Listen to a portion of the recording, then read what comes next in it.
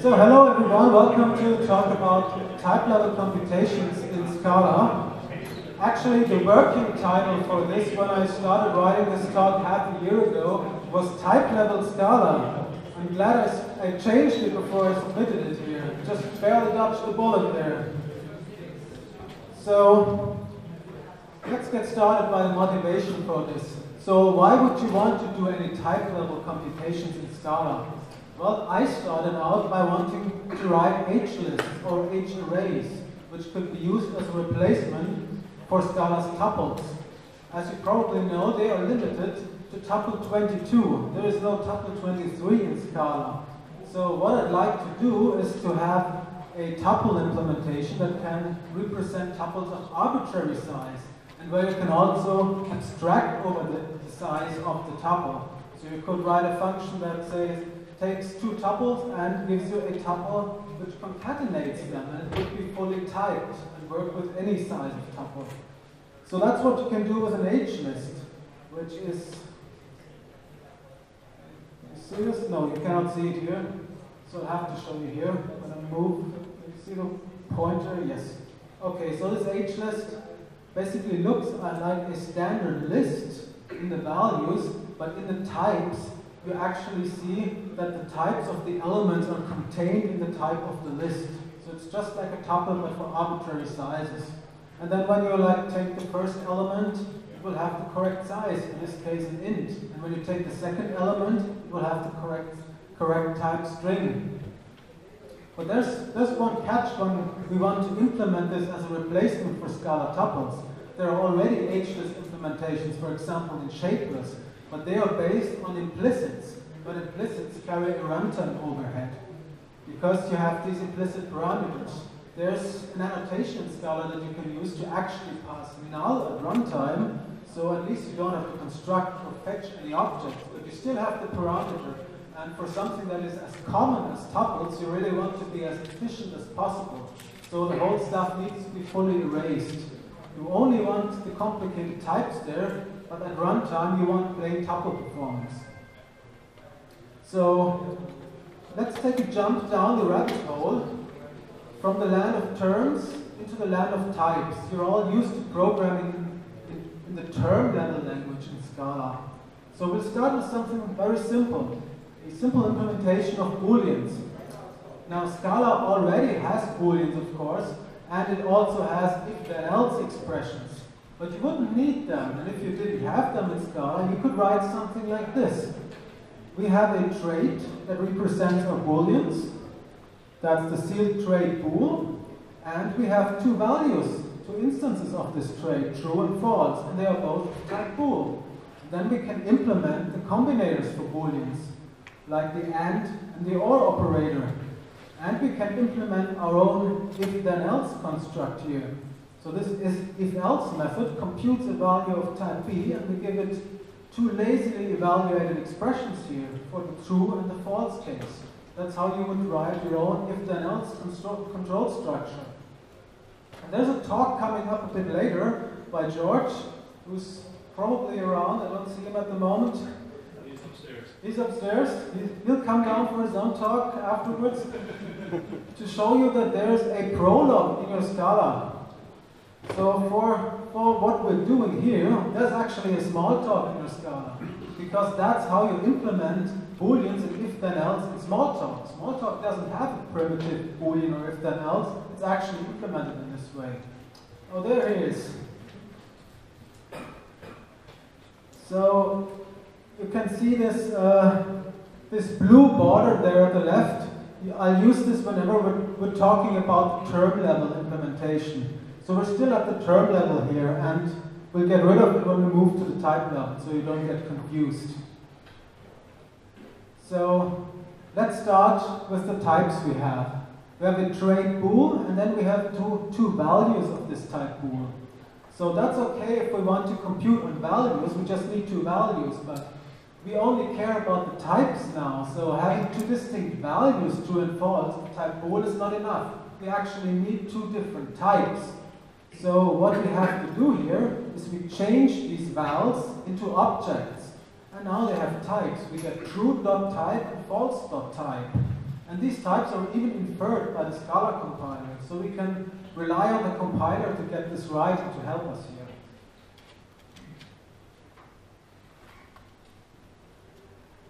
Now, if we want to implement stuff in the type level language, we don't always want to write true.type and false.type, so we can add type aliases there. So now we have true and false as identifiers in the type level language. And this means your code in the type level language can use exactly the same identifiers you used at the term level, just true and false. So what do we do about the methods? Well, we start with the term level implementation here, and we're going to have a look at the and or methods. Now, these are defs, they're methods in the term level language. So at the type level, we translate them into types. Now, instead of a def and a def or, we have a type and a type or. And at the term level, they each take a parameter of type bool and they return a bool. And we have something similar at the type level. So we actually write a type constructor. It's a very simple syntactic translation here. Now we have a type constructor that takes a b, which is a subtype of bool, and the result is also a subtype of bool. And for if-else, there's one slight complication. We already have a type parameter, but it doesn't matter. We just concatenate all the parameter lists. At the type level, we can only have one parameter list anyway, so we just put them together. And we have three parameters, p, t, and f. You also notice that this if-else used lazy parameters. These are evaluated as call by name, not call by value. At the type level, there is no such distinction. Everything we do at the type level is essentially lazy. So it doesn't matter if we have lazy or strict parameters at the term level. So this was just the abstract definition. Now here we have the implementation, and there's really not much to see. You can see in the abstract case we had is a subtype of bool or is a subtype of b as the result, and the concrete implementation of these abstract types just refines them to concrete types. It's exactly the same as at the term level. We just return b or true, or further down false, b and f. So now we have a working implementation of booleans at the type level. Actually, that's already it. You don't have to write anything else. So you shouldn't, of course, take my word for that. What you should always do is to test your code to make sure it's working. So at the term level, this is how you typically write your tests. For the booleans and the and or operators, we can just enumerate all the cases and make sure that false and false actually equals false, and throw an exception otherwise. So what do we do at the type level? Well, first of all, we're using operator syntax here at the term level. The type level also has operator syntax, but it means something completely different. So we're getting rid of it before we translate. So now we have a proper method call. We're calling false dot double and then in parentheses the other false. And you can see that A, B, C, three different identifiers at the term level means A dot B of C. That's the infix syntax for operators, which translates to a method call. So now that we resolved this, we translate it to the type level. And it's again a very simple syntactic translation. The dot becomes a hash symbol, so the method gets turned into a type projection. And of course the parentheses for the value parameter get turned into square brackets because it's a type parameter now. So this thing of course gives us a type. It's not a value, it's a type. So how do we test that this type equals the type false? It's the same type. Well, there's an operator in Scala for that, and it's the equals colon equals operator. That's type level equality. It's actually not a primitive operator in Scala. It's implemented in the standard library with some clever implicits. What this operator does, it takes a type on the left side and a type on the right side, and if these types are the same, you can get an implicit instance of this. So you just say implicitly, ask for an instance of the equality of these two types. And if the types are indeed the same, this will compile, otherwise it fails. And in this equals colon equals here, you can see the type level infix syntax. Now this translates to something different. In this case, A, B, C means B of A, comma C. So in this case, equals colon equals is a class, and it takes two parameters.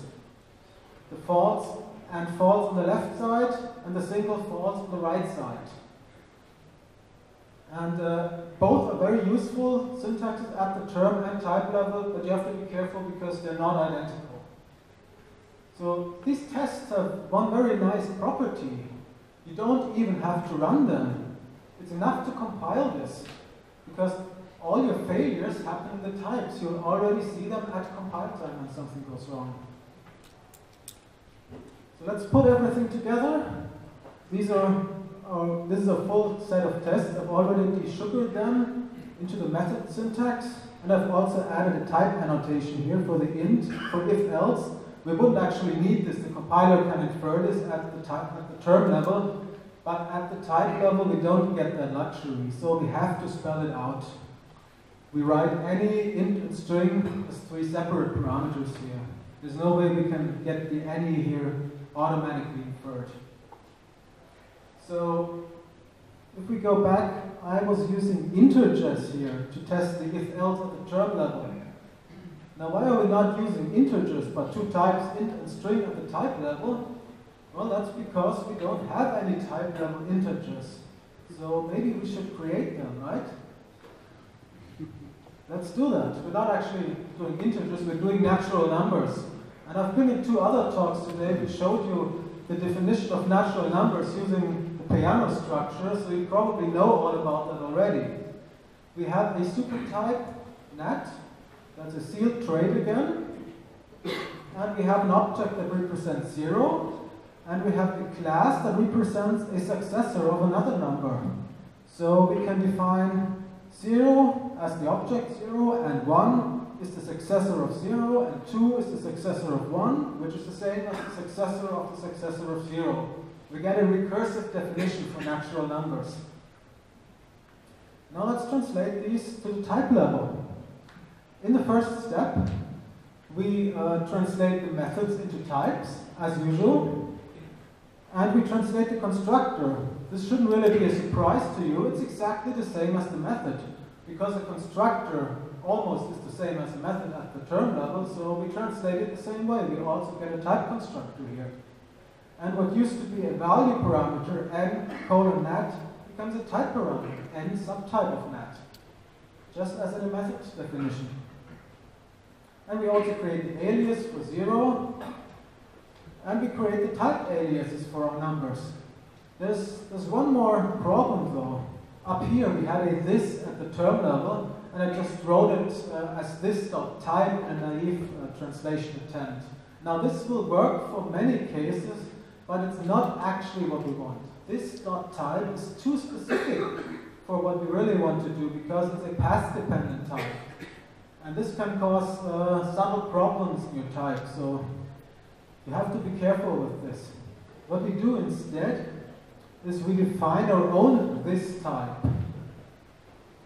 Just ignore this part for now, it's for integrating with the value level. The important thing is that the type this mirrors exactly our constructor. So in the abstract trait nat, we have this is a subtype of nat. In the object 0, we have this equals 0, and in the class successor of n, we have this equals successor of n. So we get a non-path dependent type which will collapse nicely if we use it.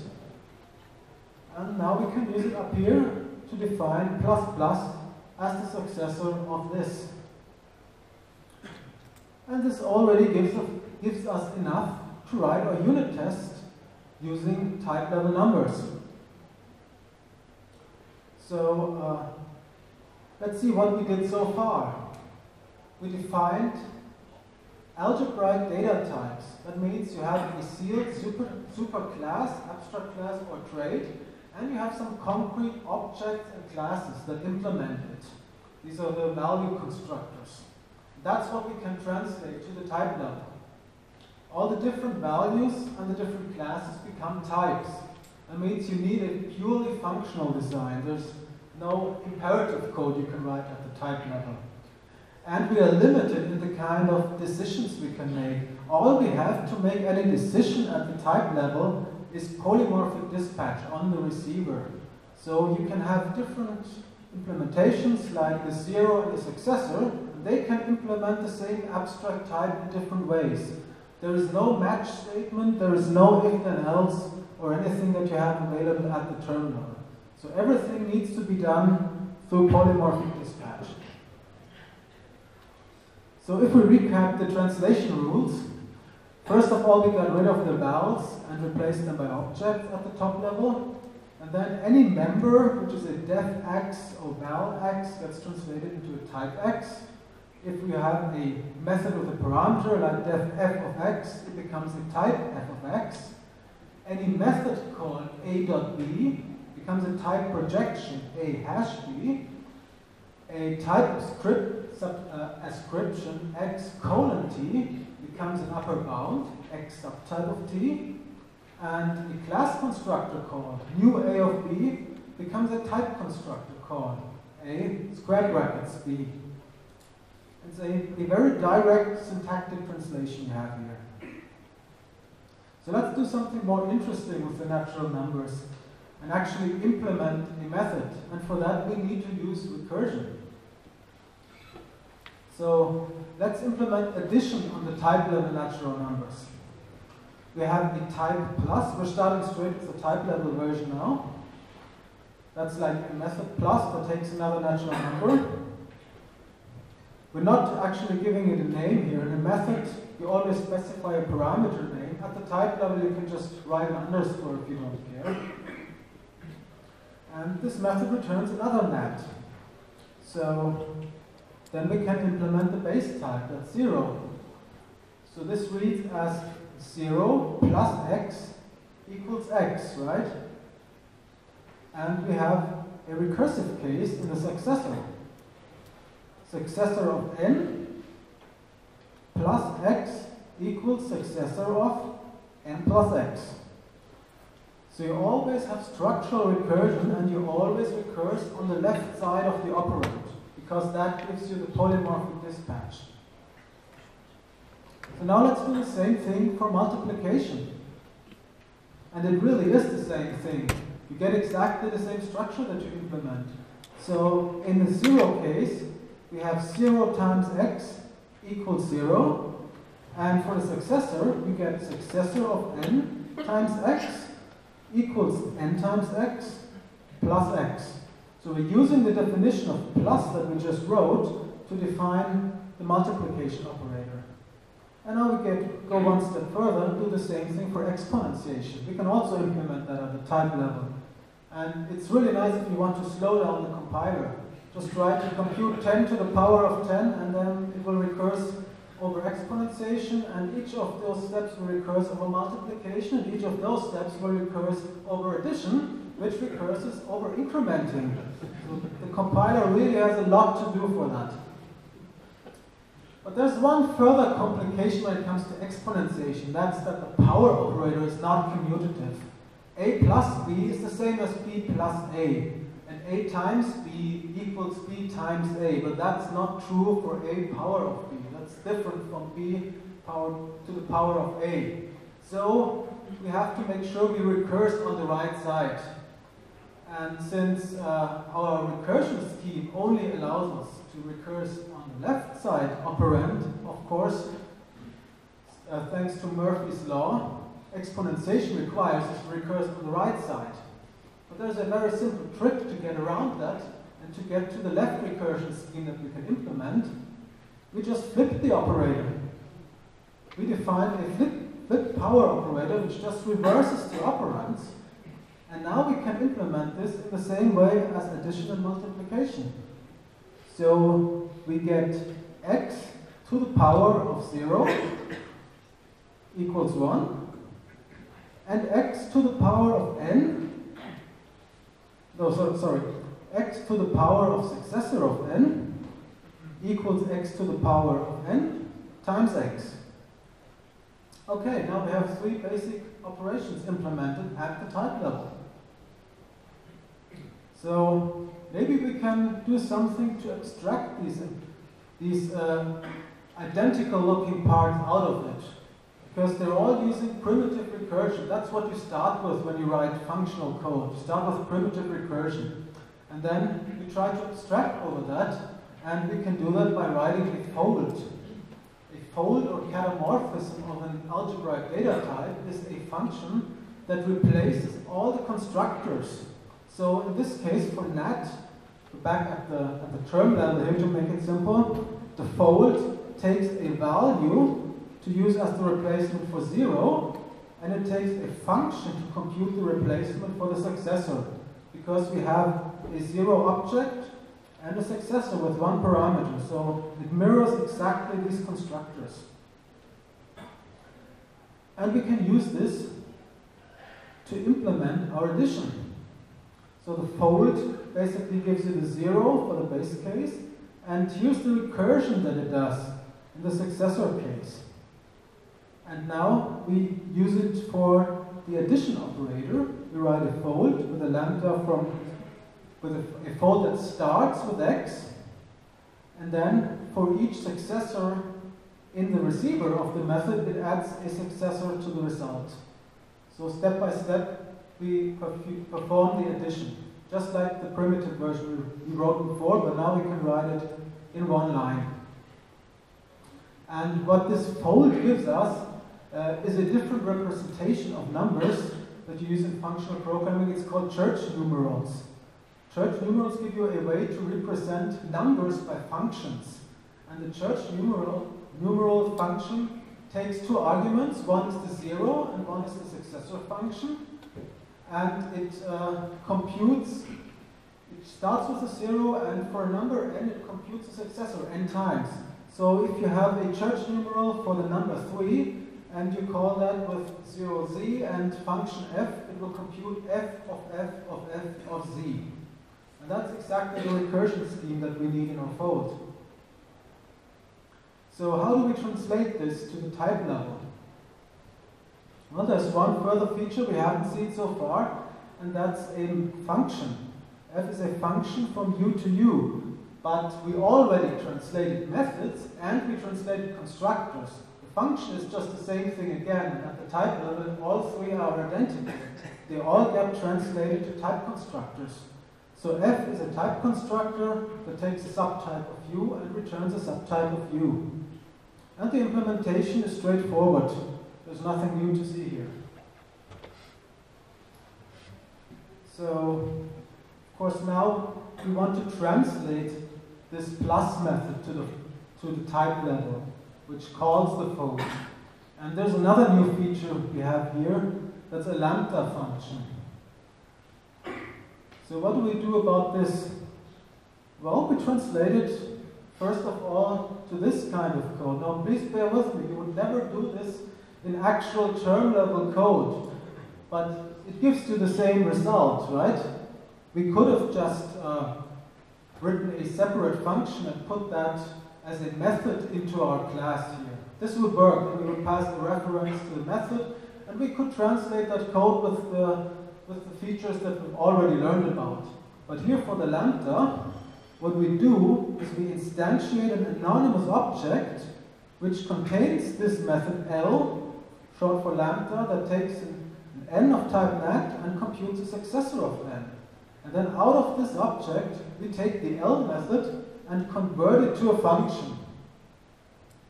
And now that we have this complicated version, we can translate it one-to-one with the translation scheme we already know to the type level. And this gives us a type lambda. That's what you currently have to write for that in Scala. Unfortunately, it's not quite as concise as we'd like it to be. And as you learned earlier in the keynote, the type level fork of Scala already has a new syntax, which I hope will find its way back into mainline Scala. And with type level Scala, you can translate this directly. This gives you a much nicer type lambda syntax.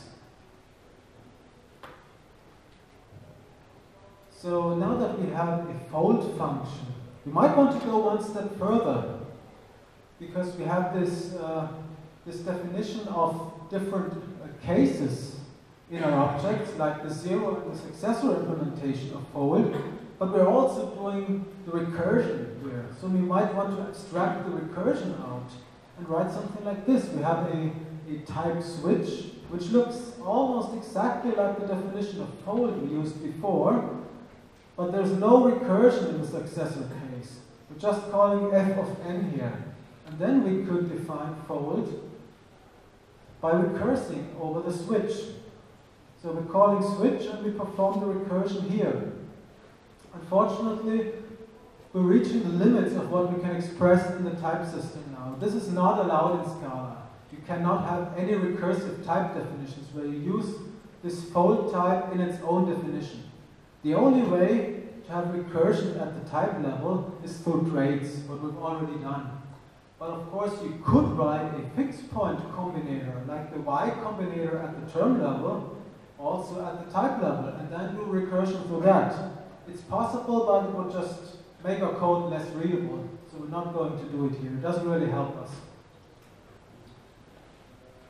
So thinking back at this point, what's actually the hardest part about type level computations? It's not really the translation scheme. This was very straightforward. The hardest part is actually thinking about your algorithms with the limited language that you have at the type level. You get only purely functional code. You can only define everything in terms of ADTs and then build it up from primitive recursion. So it takes some time to get used to writing code in that way, because you have to get used to thinking in this limited language that you get. But now that we already have a translation from the term level to the type level, maybe we can take it one step further and combine the two, the type and the term level language, in the same code. So we take our type level implementation of natural numbers here, and we extend it to also cover the term level, because we still have our objects and our classes. These would work at the term level. All we have to do is add a value. So 0 gets a value 0 as an integer, and the successor gets a value of whatever it represents, also as an integer. We don't want to implement piano numbers at the term level. This would just be unnecessarily complicated and inefficient. We're just using integers here. So here's the super trait nat. We also have a abstract method value now, and we implement our this and fold types as before, and you want stuff like equals, hash code, and to string for the type level, for the term level. And the type plus that you see here is the same one that we had before. That's just the type level implementation of addition using the fold. Now we have to translate that back to the term level. But it's not just a term level implementation. You can see that in this implementation we actually get the types here and we compute the return type.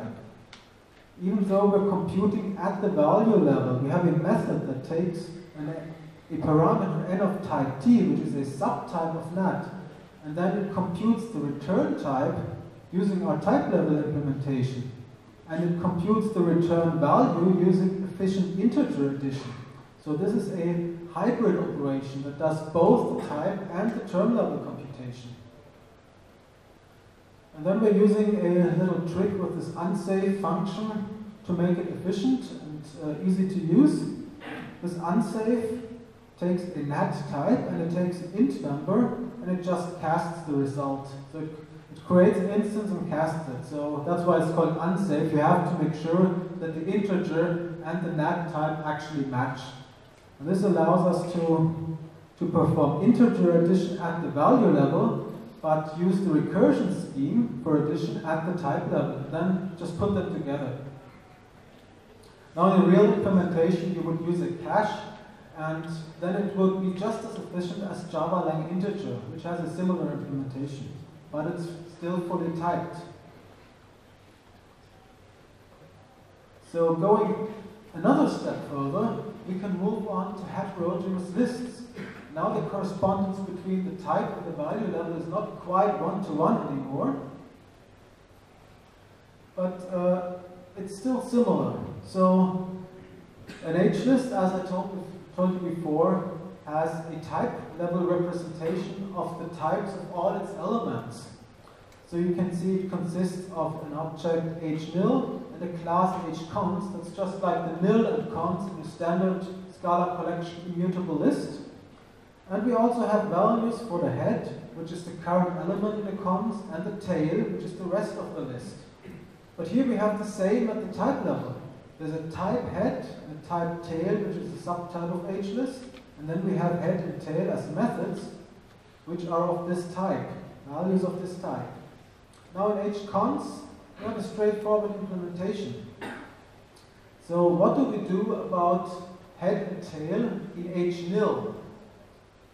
Because it doesn't really make sense to get the head or tail of an empty list, right? This should fail. Now if we use implicits to implement this list and do all the type level magic with implicits, we could actually make it fail to compile. So if you try to get the tail of an empty H-list, this wouldn't compile. You could get an implicit not found error. If we stay with the type level language, we do not have this luxury. We cannot fail to compile at this point. The best we can do is to return nothing. That means throwing an exception. So we declare the types of head and tail in the h_nil as nothing and throw an exception if you still try to call it. Of course, there's still some type safety here, because in your code you do not usually expect the result of type nothing. This will fail at some other point unless you're working fully untyped from that point on. So let's implement a method here. We already have a basic definition. Now we want something like the length of H-list to put those natural numbers at the type level to reduce. So first of all, we're doing it at the value level. We get a method size that returns an int. And this is an as efficient as possible imperative implementation. Of course, we cannot do the same at the type level. We cannot write imperative code, so we have to use some recursion scheme again. And what would we do in this case? Well, what we did before, we write a fold. And then we can define the length in terms of the fold. Since the H-list has a very similar structure to natural numbers, the fold is also very similar. It takes a replacement for the empty list, which is 0. The empty list has a length of 0. And it takes a replacement for an h_cons, which is a function which takes the result computed from the rest of the list and the current element. And then we take the length of the rest of the list and increment it by 1 with our plus plus operator at the type level. So we can recursively calculate the length of the H-list that way. And then we write a length method. That's our hybrid implementation that combines the term at the type level. So this returns a nat of type length. So we get the correct type, the correct length at the type level. And then we just cast the size to this length. Let's look at the implementation of this fold at the type level. There's really not much new to see here. That's exactly what we did before for the natural numbers. You can see it takes this function here as a type parameter, and it takes a single value. And these correspond exactly to the constructors of h_const and h_nil. So we can also translate this to the term level. Now we have standard Scala term level code, and again, nothing very interesting here. But of course, that's not the hybrid implementation that we need if we actually wanted to compute, say, the length of the list in a fully recursive way, both at the type and the term level. Because the previous implementation here, we still used sort of a cast in this unsafe. If we want to get rid of that, we need a proper hybrid implementation of the fold. But there's a problem. We're using a function 2 here in the type level, and this function 2 won't do because it's not a hybrid implementation. It only computes at the value level, not at the type level. So we have to write our own function 2. This is the standard one from Scala in a slightly simplified version. And what we need instead is a typed function too. You can see there in red I've added some more parameters. The type parameter here, that's exactly the type level version of a function 2. It's a function f that takes two parameters, subtypes of t1 and t2, and returns some subtype of r. That's the type level computation we need to do. And then in apply, we get the exact subtypes, and we compute the return type. So this is the hybrid operation that we use instead of a function. And with this, we can actually implement the hybrid version of an ageless fold. So we're using the typed function 2 here. And the most interesting part perhaps about this implementation is if you look at fold in hcoms, that's the recursive case, you can see that we have the recursion here at the type level, and we perform the same recursion at the value level. So we're tying both of them together. And now this finally allows us to implement the ageless length in a completely typed and well-formed way with a fold. So the code is starting to look quite ugly now, right? We're not actually doing much interesting stuff in here. The only interesting parts are really the ones I highlighted in red. We're doing a fold, and we start with 0, and we increment the number. That's how we compute the length. That's all we really need to do. And then we have to spell everything out. Most of you have probably come from a Java background. And that's exactly what we used to do in Java, at least before Java 8 came out. You had to implement inner classes instead of lambdas. And that's what we're doing here. We have to write new typed function 2 and give it the types, because Java also didn't have type inference back then, so you have to spell out the types. And we do the same thing here. We implement an inner class, and we implement the apply methods, and we specify all the types. Unfortunately, there is no better syntax for that. As far as I know, even in type level Scala, there is none. So it looks quite ugly, but we got rid of the casts, and this actually is a working implementation. So finally, I'd like to recap the limitations we have with this type level language. Well, first of all, you have to think in the right way. That's a limitation by itself. You have to know how to write your algorithms with the limited type level language. But there are actual limitations too. You don't get recursive types. That's one you can work around, because you get recursion through traits. And if you really wanted a recursive type, then you could write a fixed point combinator to make that work. Then we have the restriction that type lambdas and typed functions require quite a lot of boilerplate. Well, it was basically this. It can get really ugly. But that's also just making it ugly. It's still doable. Now, the first real limitation is that the type language is not just purely functional, it's total. And we've also seen that we cannot fail a computation at the type level. Maybe if we added type macros, but I think there's a good reason why we didn't do this. Then we could fail. But as it stands now, if you want to fail, then you need to do some tricks with implicits, where you can trick the compiler into not finding the implicit in certain cases. If we stay in the type language, we always have to return a result type, even if it's nothing. And finally, there's a very big limitation, and that's that you don't get unification of types in the type level language. Now, what does that mean? Where would you need unification of types?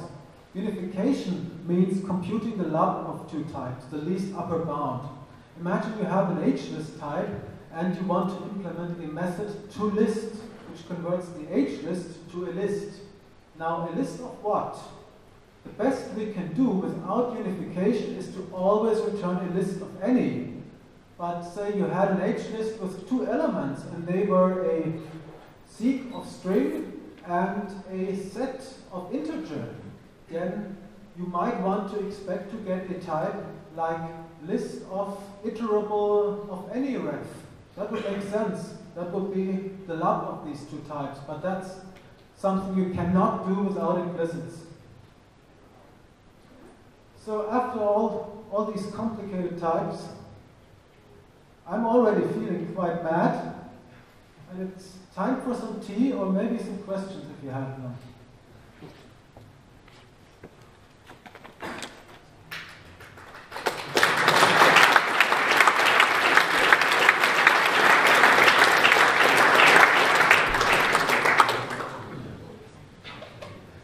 No questions?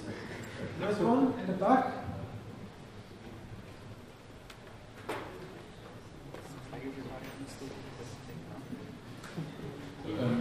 At the beginning of the talk, you talked a little about shapeless, and you weren't very clear why you didn't took the same direction. And because an obvious reason, good reason I would see to take the shapeless direction would be that with implicits we can do some kind of pattern matching at the type level that you can't really do with type lambdas. Yes, so as I said initially, the main motivation to do this was to get everything completely erased. All these types exist only at compile time. There is zero runtime overhead for them. So if you want to implement something as basic as Scala tuples, we cannot afford the overhead of getting implicit values in there. Like if you have a tuple 2, and every method that you call on that would take another implicit, that would just slow down your program far too much. That's why I went for this approach. There's also a difference in compiler performance. Now, I mentioned it before, if you try something like type level, exponentiation of type level natural numbers, it will get quite slow.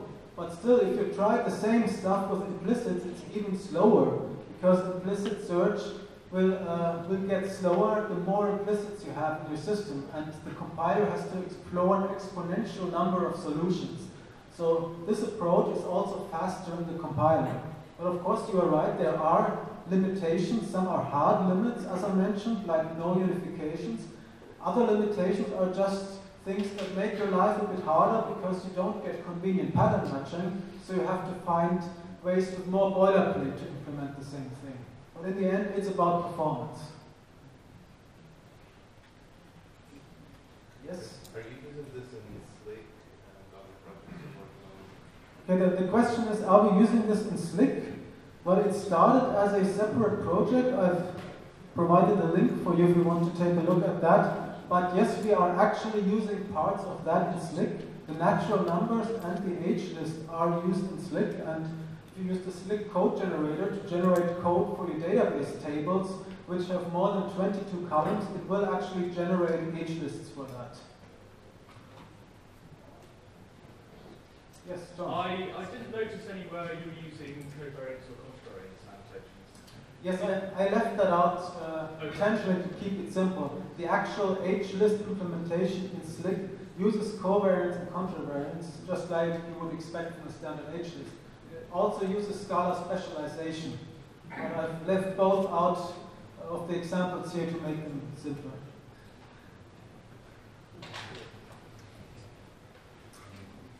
Okay, that seems to be it, and thanks for your attention.